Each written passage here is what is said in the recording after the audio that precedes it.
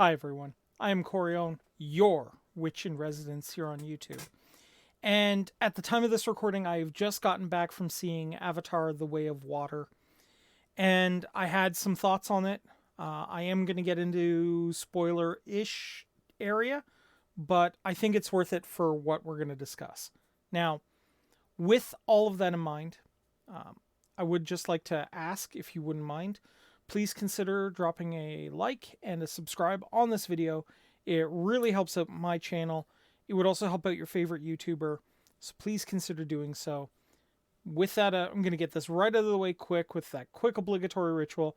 Let's dig into Avatar The Way of Water. Now, having seen it, we've gotten a lot of information, and I think I now know what James Cameron's plan is for the remainder of the Avatar quintilogy I think he's doing for this. So, in the first movie, we have Jake learning the ways of the forest people, the Na'vi, who are these particular tribe of forest people. Ride these creatures they call banshees, and the big creature that comes to their aid at the time of need is this giant flying bird monstrosity that they call the Last Shadow, and that it is the symbol that they all rally around, as this guy is a great leader for being able to tame this beast. And at the time, we all thought that this was just going to be kind of like a Dances with Wolves almost ripoff, or a Fern Gully ripoff. What he's done with The Way of Water has made it a lot more. And I think if you like my channel and you like the things I discuss, this is going to be a series to keep a very close eye on. Because if he's going where I think he's going, the topics that I discuss here on a weekly basis, he's doing in a 3-hour movie format. So, in this particular tale, in the second Avatar movie, we now go to a water tribe for reasons that are incredibly complicated. It's a few years later. Jake and Neytiri have had 4 kids of their own. There's a 5th kid that they've kind of adopted in. During the course of this Way of Water, one of his sons bonds with a particularly pernicious, shall we say, Moby Dick whale creature sort of scenario. And in it we see a couple of things. The first big one is one of their sons has an affinity for water. One of their sons dies. One of their daughters is actually the daughter of Grace's avatar, which is never explained who the father is, although I have my theories. One of them is the little daughter, and one of them is actually the son, a human son that they've adopted into their family. Now, why is the number 5 important?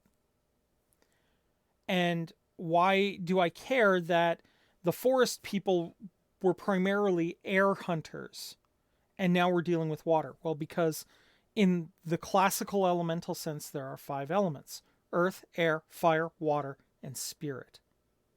Okay? Now, we've seen air in Jake. We've now seen water in one of his younger sons. The next one is confirmed to be about Earth. Well, not our planet Earth, but the ground. Okay? So that means we have fire and we have spirit. Now, I am predicting that one of the kids that are left is what the Earth one is going to be about. The other kid is going to be about fire, and I am calling it right now. Grace's daughter is going to be Spirit, the 5th movie. And here's why I say this. I think James Cameron is taking us on a trip very similar to I want to call it almost a Western version of Avatar: The Last Airbender. In Avatar, they take you through the four elements, but you learn that in the last episode that it's actually bending itself, the spirit, the Avatar, if you will, that is the prime motivator behind it all. He's the one that binds the four elements together to make five and balance out the pentacle, if you will. That's what's going on here. Okay, we have air, water. After Earth, I predict the next one will be fire. I predict that it will have something to do with some sort of volcano or fire fields or some other craziness that we learn about in the next location that they take us on Pandora. But I'm telling you that is how it's going to go down. And the reason is because I've heard this story before. Okay? Every witch has heard some version of this story before. Okay? And that is because we exist in that story. We reconnect as part of our training with the elements in a deep and meaningful and spiritual way. That's what's happening here. This is the story of Jake Sully getting a chance to get acquainted with the five elements. Now, here's why this is really going to be interesting. You remember the Colonel with the scars from the last movie? He's back. And he's in an avatar body. And in this movie, he learns to fly and to hunt like a flyer. He's on the same journey, but he's going to be a step behind Sully, and he is the dark reflection of Jake Sully this whole way through. He is going to be Jake's just slightly behind, and learning, but taking those lessons and twisting them. So I can tell you right now, here's how this is going to go down. We are going to find out that Grace's daughter was born from Grace and Eywa. Okay.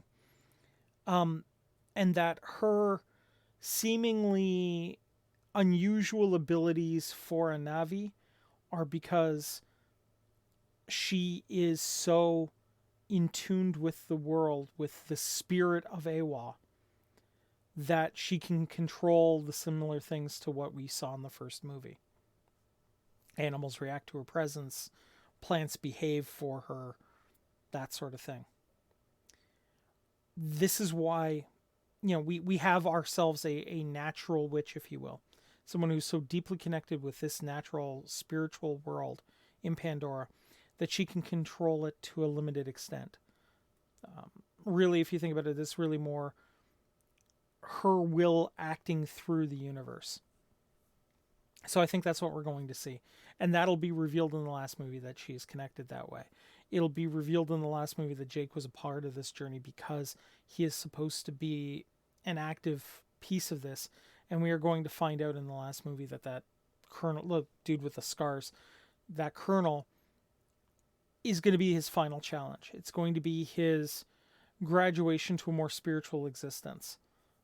It is coming to either beating him or coming to an understanding, and I think it's going to be an understanding more than anything else after a long drawn out fight, that they're going to come to a realization that they are on the same journey. They've just been taking different lessons from that journey along the way. So there we go, guys. That is what I am predicting for Avatar. Okay? I think that James Cameron has created in his Avatar a Western version of the Eastern storytelling we saw in Avatar: The Last Airbender.